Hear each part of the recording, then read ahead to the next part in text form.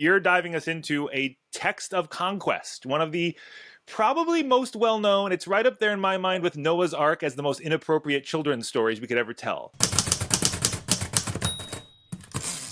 Hi, everybody. Welcome back. Another week, another episode of The Word Made Fresh, the weekly show where we talk about what's coming up this Sunday at Riverside so you can learn a little bit before you get to church, or if you are preaching or teaching this text, you can borrow an idea too. I'm Reverend Jim Keat. I'm here as usual, but joined by a new face to probably a lot of our Riverside crowd. Dr. Keat Common, you are joining us. I just learned not from Ohio. You are in the Northeast, but you teach in Ohio. This Sunday, You'll be in New York City at Riverside. Keat, hi. Tell us a bit more about yourself. What do you teach? Where do you teach? And maybe, you wrote a book, Seasons of Origins. Give us at least a sprinkle of some of that in here to start. Great to be with you, Rev Jim. And excited to be at Riverside this week. Wow. So looking forward to meeting some of you all in person. And I am going to be preaching on Joshua. But before we get into that, let me say just a bit about myself. So I'm Dr. Keat Common. I teach at Methodist Theological School in Ohio. I'm their assistant professor of public and practical theology. And I'm also theologian in residence at an Episcopal church in Northampton, Mass. So I teach in Ohio. I'm living out here and really just doing a lot of work of, that integrative work of bringing theology into our church spaces and thinking about what we're doing in church, how we're doing church, how we're thinking about the world at large, and how we can, create a better world, really.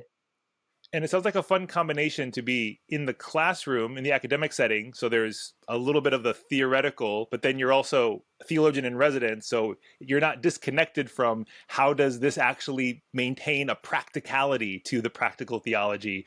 Otherwise, I feel like if you don't have that foot on the ground, it quickly becomes impractical theology, which is sadly probably too prevalent too. It can. But no, I'm very lucky because literally I feel like being at St. John's and working with the leadership there and the congregation there, it's a laboratory. We're literally trying theological ideas out, experimenting, bringing those ideas to the public, and just getting to test and iterate. And it's a fun, creative way to play in this field and do this work, and then be in the classroom and help train pastors that are going to go out and do this work too. So I'm living the dream, literally. Now, I'm guessing some of that overlap of those two worlds is what led to what you call the Season of Origins, which is going to sprinkle into this Sunday at Riverside. You wrote a book that dives into a lot of that. We'll probably hear a bit about that on Sunday at Riverside as well.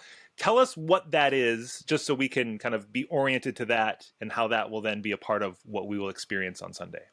Yeah, so Season of Origins actually comes out of my book, Undoing Conquest. And this really looks at histories of violence and harm that are baked into our Christian tradition and legacies. We could also say baked into our country. But I particularly am looking at the church and thinking, okay, we can acknowledge that we have these histories of Christianity connected with empire, connected with colonialism, connected with patriarchy and white supremacy, all these really horrific patterns that are ongoing. And so part of my work as a theologian is to say, especially as a feminist and a queer theologian, is how do we interrupt these patterns? How do we first become aware of the patterns? And then how can we actually cultivate a space of true healing and repair? And that's where this idea of Season of Origins came out of. So Season of Origins is a 4-week liturgical season. If you're not familiar with liturgical season, think Advent, kind of the 4 weeks leading up to Christmas. It's a time and space in the church where you mark a certain thing, you prepare for a certain thing over a series of weeks. We see that in Lent as well, leading up to Holy Week. So Season of Origins is a time and space that's set aside in the church to do this social justice healing work. And so it's a 4-week season like Advent. It falls in October around Indigenous Peoples Day, leading up into Thanksgiving. And each week is dedicated to both looking at our history, both the harm that's there, but also stories that may have been lost or paved over because of power dynamics, and then seeking to repair the harm that we might find, and also then to imagine what the church could be in the future. And so each week has a theme. The first is invite, and that's where we invite stories that we may have missed or not told enough from marginalized communities and perspectives, both in the Christian tradition and maybe even outside of the tradition. That leads to the second week of Origin's name, and that's where we start to look at the hard truths. We start to look at our history, see what's there, both maybe individually as an individual congregation like Riverside, but maybe denominationally or even collectively as a Christian tradition, to really look at our histories and find out what's there. And then once we do that, we turn to week 3, repair. This is a chance for us to collectively imagine and come together in solidarity with marginalized communities and say, hey, how can we start to do real reparative work, real restorative justice work, not just performative, not just surface level? And then that leads us to the 4th week of Origins, where we can come together and imagine what is the world we want to build. Not just push back against what we don't like, but really come together and say, this is what we want to construct. And so these 4 weeks are a chance that the church can mark every year and dive into these themes and these healing practices a little bit deeper, because healing takes time. It's hard work.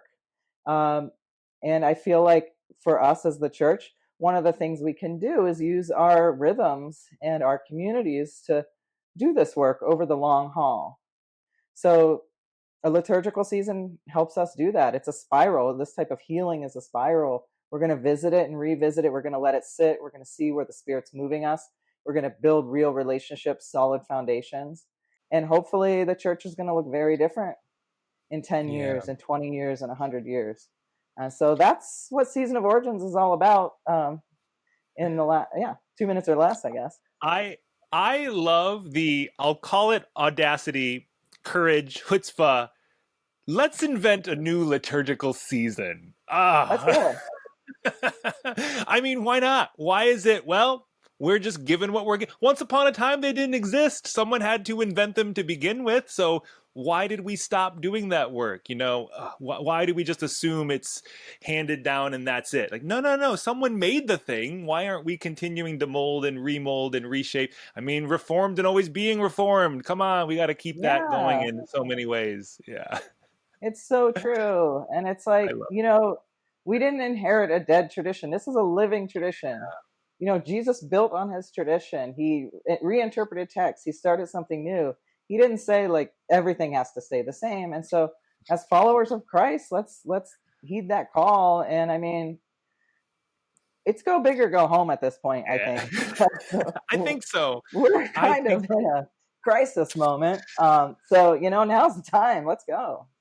And especially so much of this particularity that you're saying with Season of Origins, in the moment we're in America, especially when so much of history is being redacted, revised, just eliminated, we need even to have these stories told. I mean, come on, like Columbus Day versus Indigenous Peoples Day. That alone is a conversation to who are we deifying and what histories are we ignoring and completely blotting out, whiting out from the books and our memories itself. Yeah.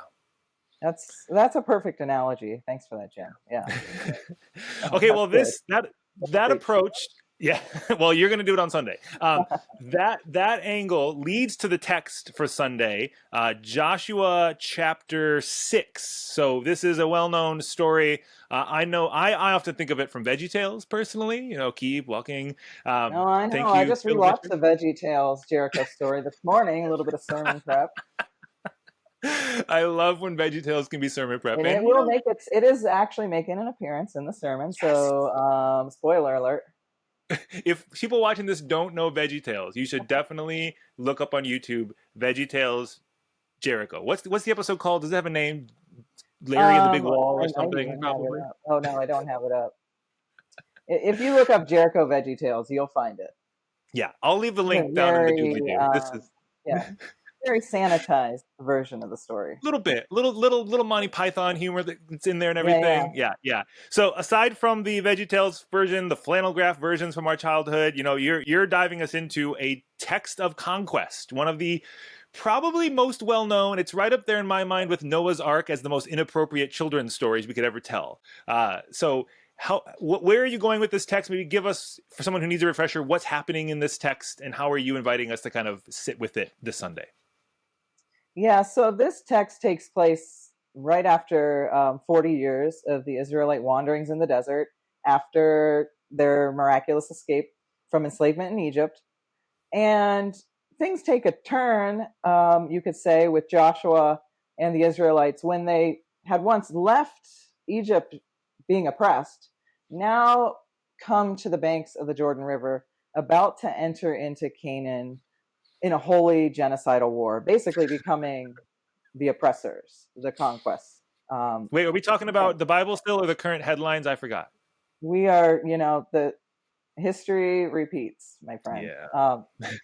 So this particular story, the conquest story, we're zooming in on the Jericho story in particular. This is where Joshua and the troops march around Jericho, a city in Canaan at that time, and they march around 6 or 7 times, and the walls come crumbling down. They blow the shofar. They do what God in the story asks them to do.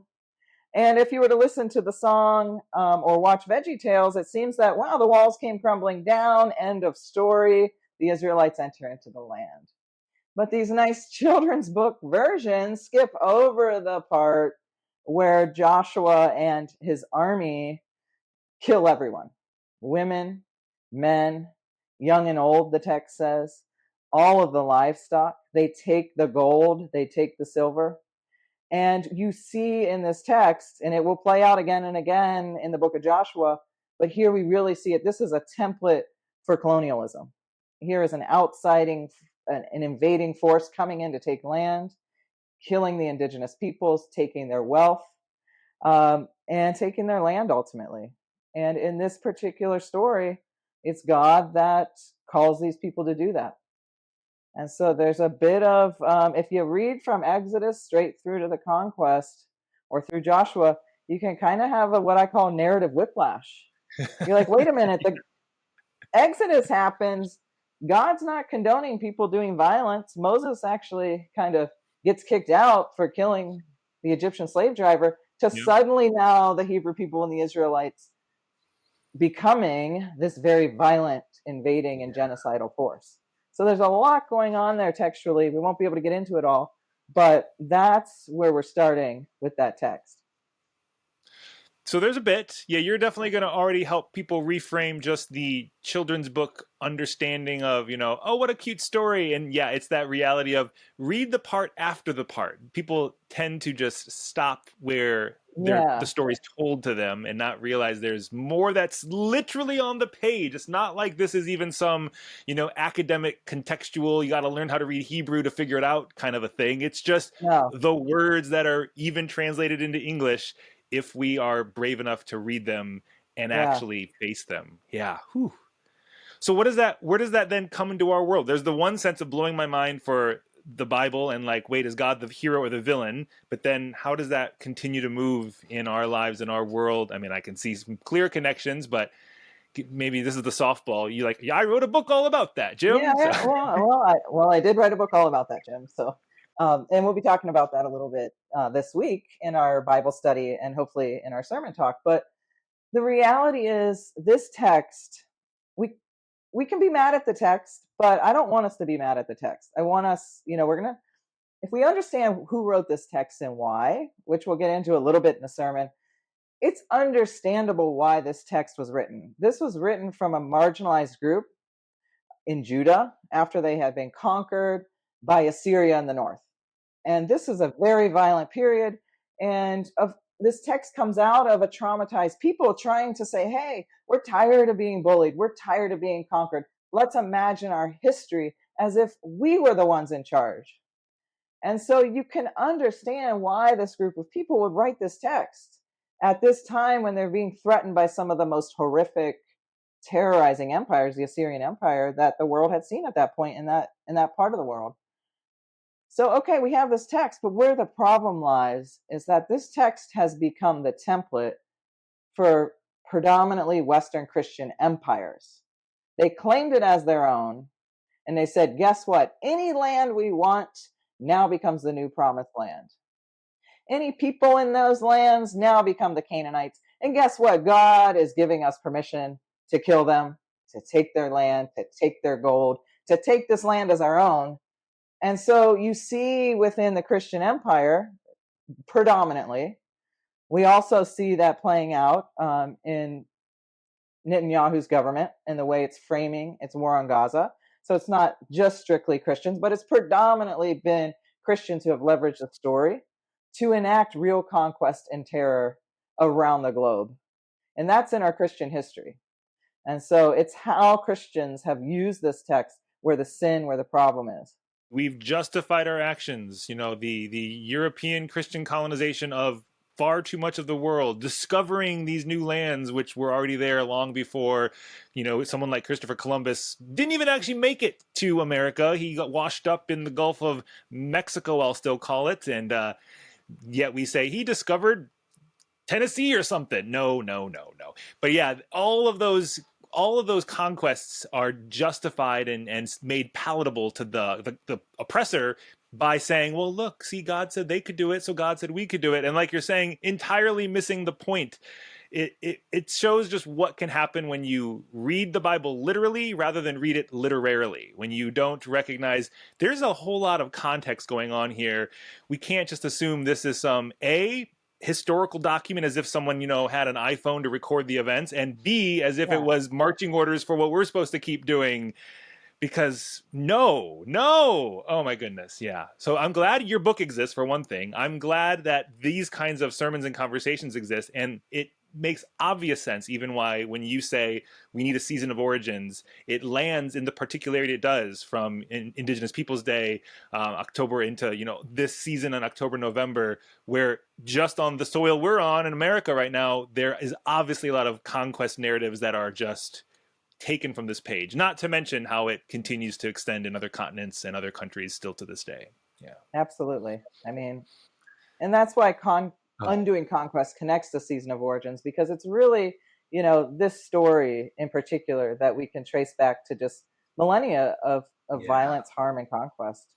And so that's what we need to reckon with as the church, I believe. Yeah. My favorite, I was reading some reviews of your book, and my copy's on the way, so I don't have one to hold up yet. Sorry. Right. But one, I forget who it was, someone from Auburn Seminary compared you to Walter Wink. And I was like, ooh, that's A, the biggest compliment I think anyone could ever get. But B, seems so accurate with Wink's work on, nonviolence and, helping us understand what turn the other cheek meant. I think so much of what your work is doing is exposing necessary realities and helping us reorient and get the right prescription to see what has always been here and to see how we have misused that into our world and our lives in just way too many horrific ways. So that's a good mantle to have. Good, definitely a worthy review to be given to you and for you to receive, and makes me even more excited for how this is not only coming to Riverside, but to so many places who get to experience you and your work. So good. Thank you. One more. Less about the content and more about just, how do you put it together?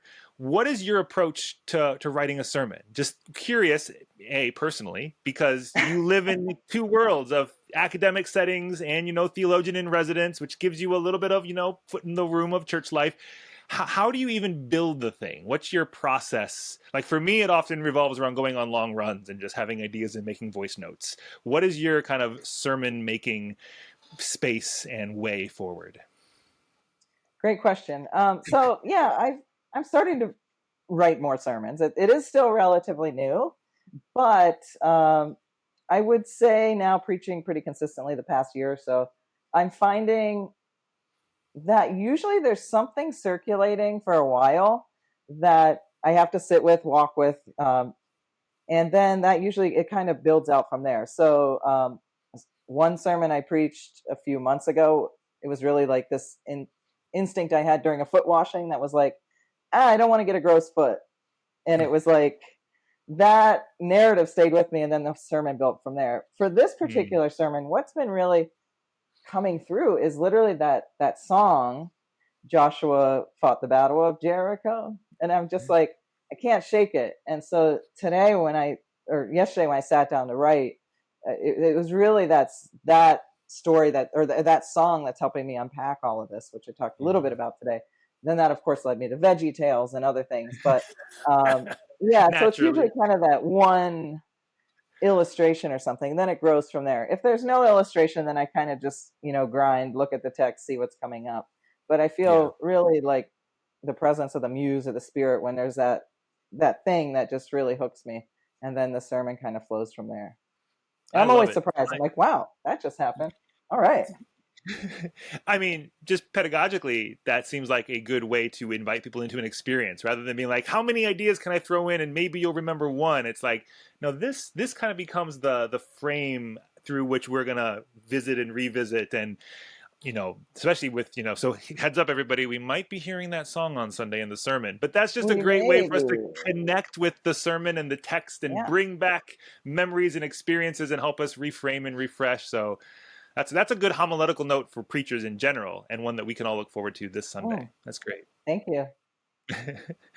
Oh, well, any final things that we should know just before Sunday as we're at Riverside getting ready for what you're going to bring and what we're going to experience? Anything that you're like, Jim, you didn't ask me about this, but I wanted to say that. Well, one of the things I'm really excited about this Sunday, and that's really center to my book, is that we're going to learn a little bit about on Sunday about a different history. So we're thinking about these sort of marginalized histories, a different history of ancient Israel that comes through us via archaeology. And there's hints and shimmers of it in the biblical text if you know where to look for it. But the exciting part is that this history of ancient Israel is not one of conquest, but of innovative community building on the margins of empire, people dealing with oppressive economic situations, slavery, and then even climate change right at the end of the Egyptian empire. And it's here that we see that the early Israelite people or Hebrew people emerge by banding together, creating new communities that were definitively not empire. And so we're going to hear a little bit about that, and we're going to think about what do these contrasting these two stories mean, and how can they help to shape our identity as Christians, especially when we don't want to see ourselves as the conqueror. We want to heal from that history. And so how can another newly emerging marginalized history help us think about what it means to be the church today when we're facing a lot of wealth inequality, a lot of issues around climate change, just a lot of disruption societally, and what does it mean to be an innovative sort of exodus people? And so that's a little bit of where we're going to go. That's where the book goes. We're going to learn about that in the Bible study with a little more detail, and then we'll hear it in one of our readings for this week too. So stay tuned for that. It won't all be conquest, but we got to go there too. I'm pretty sure we are, if we weren't already leaning in and ready for Sunday, even after that little final capstone, we are even more so. So, and as Kate mentioned, there's a whole lot of pieces on Sunday. So, Open Bible Study always happens every Sunday at 9:30 a.m. Eastern Time. I'm pretty sure it's going to be a hybrid experience this Sunday. So, Kate will be in the room. We'll have people in the room. We'll also have like a hybrid Zoom setup so our online people can join and have that experience as well. 9:30. The carillon starts at 10:30. Worship kind of begins at 11. You'll hear the sermon then. And then I believe there's also a little sermon talk back that'll happen in the nave and on the live stream after the service and the sermon. So we just get a whole lot. This conversation is just the first course in many, many more to come in the upcoming weekend. So everybody join us this Sunday, however, wherever you can. If you're in New York or anywhere with an internet connection, it is going to be another incredible Sunday. Kate, thanks for hanging out. It's just fun to catch up and see you, and B, a lot of fun to get to hear about what you're bringing on Sunday. Take it. Great. Thank you so much, Jim. Can't wait to be at Riverside.